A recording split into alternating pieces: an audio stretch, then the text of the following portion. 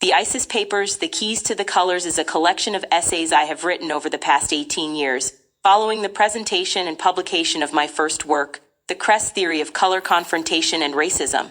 That first paper was a theoretical statement, a psychogenetic theory and world outlook on the origin and meaning of the global white supremacy system. The theory summarizes and clarifies our experience as Black people on a planet presently dominated by people who classify themselves as white, and who are a minority of the world's people. The Cress theory was based upon the insightful work of Neely Fuller, Jr., author of the United Independent Compensatory Code System Concept, a textbook workbook for thought, speech, and/or action for victims of racism.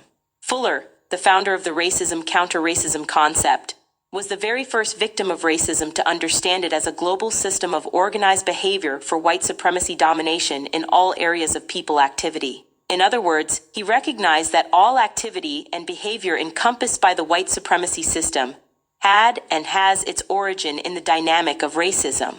Additionally, Fuller understood that racism contained the seeds and origin of counter-racism, the behavior dynamic of liberation for the non-white victims of white supremacy.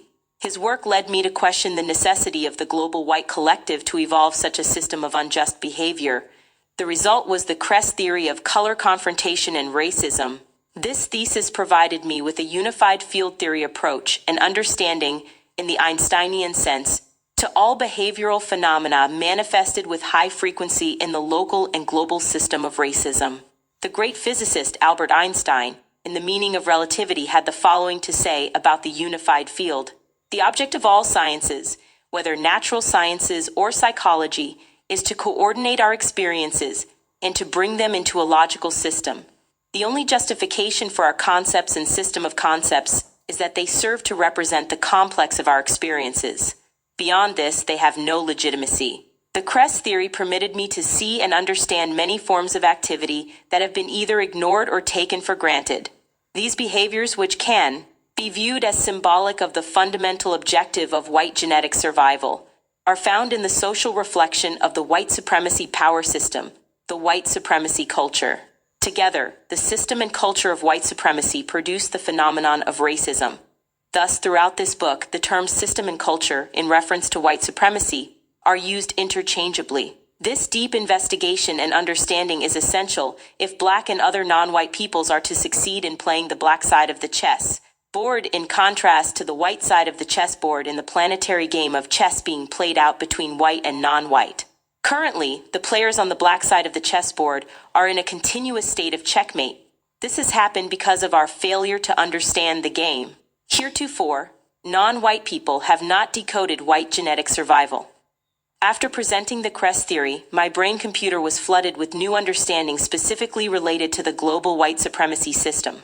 Many things that I, as most people, viewed as commonplace, I began to see in a different light. It was as though an enormous window was opened in a room that had been without sunlight. I recognized many of the items I saw as symbols in the white supremacy system, perhaps because I am a general and child psychiatrist with considerable experience in interpreting the symbolic play of children and the symbols in the dreams of children and adults. I was sensitive to the symbols in the behavior system of white supremacy once it had been defined and decoded. Those symbols are usually visual entities. They also take the form of speech, or can be found in activities such as games. Symbols are specific to people and their experiences, their evolved cultures and circumstances. As such, symbols are the entities that carry highly compacted messages pertaining to the origin, identity, and survival of individuals and collective peoples. In the form of visual entities, patterns of speech and/or activity, symbols contain complex messages distilled from the conscious levels of the brain computer. These messages have been reduced to their essence in the subconscious functioning. There, these highly coded messages are stored and continuously referred to for existence and survival. Once a symbol evolves in a person's subconscious, that person uses the symbol with high frequency and has little or no necessary conscious understanding of its meaning. A shared symbol speaks volumes, although contained in a relatively small visual or auditory package. A symbol speaks loudly or even shouts its meaning without uttering a sound. Symbols communicate from one person's subconscious to the subconscious of another who shares the same identity and survival necessity. Such communication transpires at subconscious levels when the conscious levels of brain-computer functioning cannot bear to address certain issues. White supremacy is a topic that few can or dare discuss in depth at the conscious level of brain-computer functioning. Few dare to probe or research white supremacy, as this could lead to the dismantling of the system. Therefore, it is not surprising that there are many symbols in the system of white supremacy that reveal its roots in the struggle for white genetic survival. In the white supremacy system, there is little conscious focusing on symbols, their formation, use, and interpretation. To the contrary, non-white peoples in their original cultures tend to focus on symbols and dream interpretation as essential aspects of their lives, systems of hieroglyphs, and the symbols and interpretation of dreams and biblical stories. Therefore, as an African, it is difficult for me to explain the ability to see and understand symbols. However, I am aware of making a certain shift to a lower frequency of brain-computer functioning in order to see and interpret symbols. But I must repeat that my ability to explain a process for symbol interpretation is derived from my ongoing search for a firm understanding of the overall context in which these symbols evolved. The white supremacy system culture.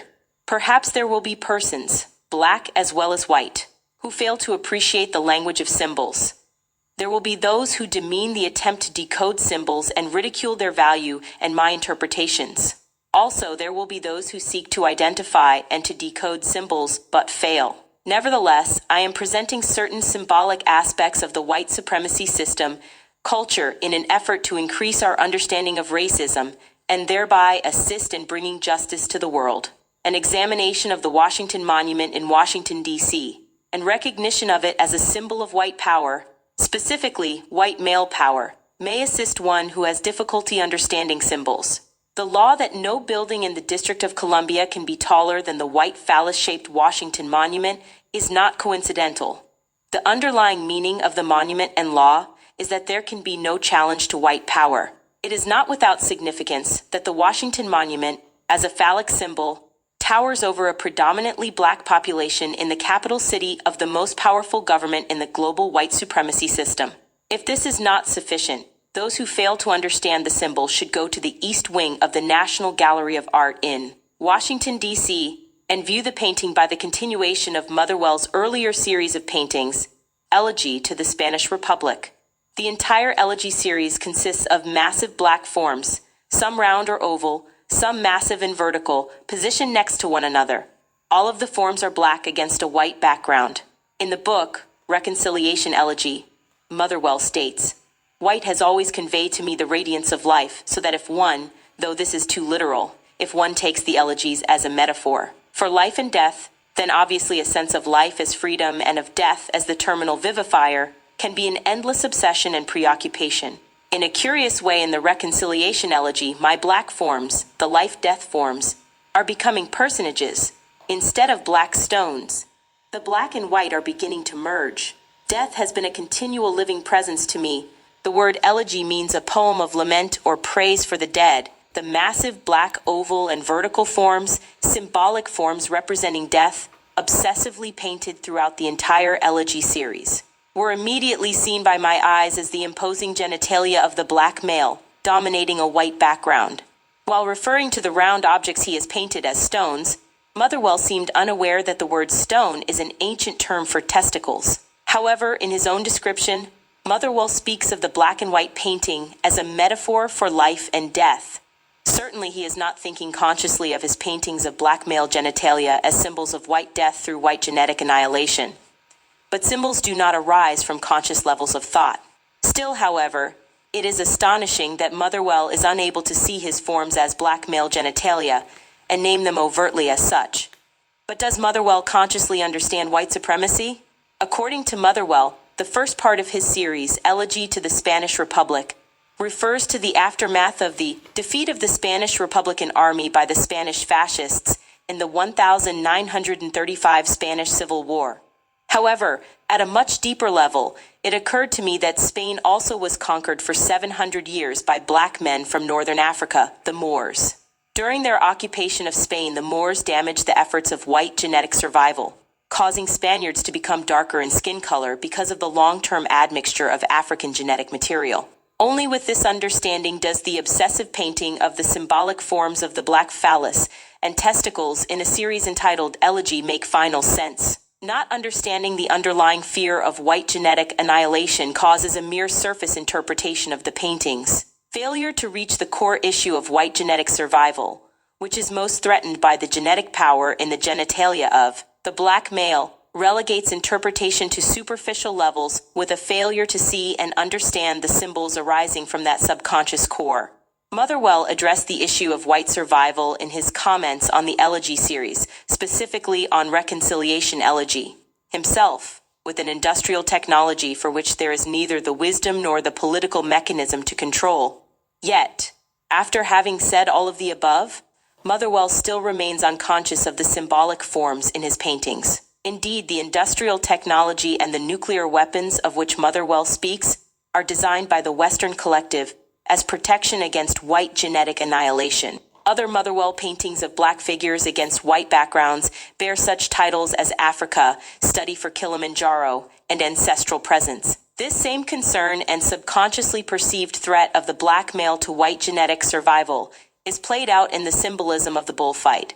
In the bull ring, the bull is usually black. The bullfighter is usually a white male or any male in a suit of lights, meaning white. The bull is chased and tormented until it is killed. This killing goes on obsessively, as a symbol of white survival in the presence of the black male threat, symbolic of white males conquering black males, or of white survival in a world populated mostly by non-white people. Further, we must understand symbols of communion in the Christian religion. The wine and bread that are eaten by the communicants are symbolic of the blood and body of Jesus, respectively. It is important to keep in mind that Jesus was an African, a black male, whose color has been changed to conform with the white supremacy perception and ideology. Finally, King Kong, the film in which a gigantic black ape plays opposite a white female, addresses in symbolic form the threat of the black male to white genetic survival. Of course, King Kong is killed by the end of the film. The papers in this collection were written over the past 19 years. They are dated to give the reader some appreciation of the order in which they evolved in my thought processes. They are of a whole cloth. All are derivatives of the white supremacy power system culture, which before now has not been understood in sufficient depth. Several essays address specific symbols in the white supremacy system culture. I did not contrive these symbols. On the contrary, I looked and there they were. Some have asked, why is it that others have not penetrated these deep symbols of Western culture? Why only you? My answer is that I neither saw these symbols nor understood their meaning until I had written the Cress theory of color confrontation and racism. That analysis gave me access to the total spectrum of collective brain-computer products that emanate from those who have established and maintained Western civilization.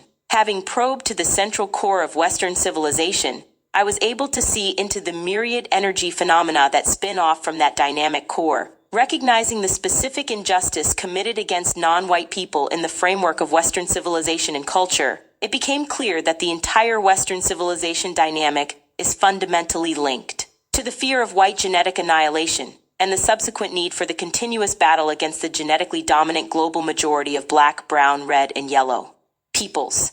The organization for that survival is none other than the white race, which carries out the global system of white supremacy. Although initially it came as a great surprise, it is only logical that the myriad symbolic manifestations of the struggle for white genetic survival abound throughout the historic and global structure of white supremacy. These symbols manifest wherever one looks, wherever one steps, and wherever one turns. That these subtle and once hidden symbols are everywhere serves as the strongest evidence of the validity of the Cress theory. It is as though I had written, if the Cress theory is correct, symbols so informing us will be found throughout the whole of Western civilization and culture. Indeed, without the specific theory, one can look at the symbols for decades and truly not know what one is looking at, even when one is handling the symbol in one's bare hands. One then might ask, why is it necessary to read a civilization or power system at deep levels? Western culture has produced much violence and destruction on the planet. It is like a cancer destroying the body. A physician attempting to treat or cure a disease must examine the patient at deep levels. It is inadequate to stop at what is seen with the unaided eye. The physician attempting to solve the problem of a persistent and troubling cough in a particular patient may order X-ray studies to view the inside of the lungs and the chest cavity.